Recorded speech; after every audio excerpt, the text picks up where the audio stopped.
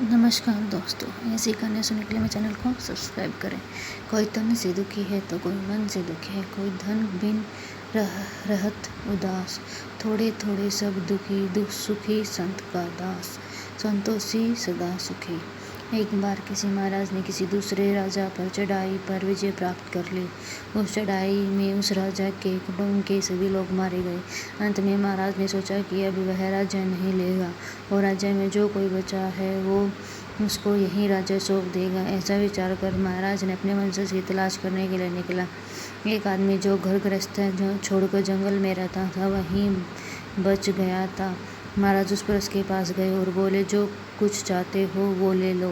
महाराज ने यह सोचकर बोला कि वो राज्य मांग ले, क्योंकि उससे बढ़कर और क्या मांगेगा। इसलिए कहा, जो इच्छा है वो ले लो। वह पुरुष बोला, मैं जो कुछ चाहता हूँ वो आप देंगे?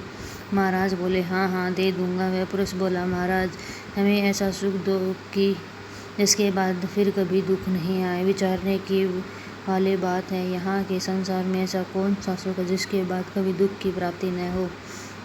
सुख तो ज्ञान संभाव में रहने में ही है, क्योंकि यदि ज्ञान में रहेंगे तो ज्ञान से ही जानोगे तो बाहरी वस्तु की इच्छा स्वयं ही समाप्त हो जाएगी और सुख अपने आप प्राप्त हो जाएगा। वास्तव में संसार में ऐसा कोई सुख नहीं है जिसके बाद दुख न आता हो। फिर महाराज ने हाथ जोड़कर कहा कि क्षमा करो, मैं इस चीज़ को नहीं दे सकता, दूसरी और चीज़ मांग लीजिए। वह पुरुष बोला, फिर हमको ऐसा जीवन दो कि हमारा मरण कभी न हो।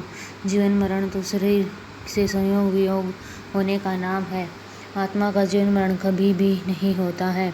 आत्मा तो अमर तत्व है। महाराज ने फिर हाथ जोड़कर कहा कि मैं यह भी नहीं दे सकता, आप कुछ और मांग लीजिए।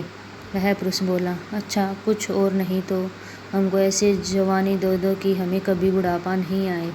अंत में महाराज हार मानकर और हाथ जोड़कर वहाँ से चल दिए और अंत में उसे समझ आया कि यह संसार से कुछ नहीं चाहता है, यह अपनी आत्मा में ही खुश है।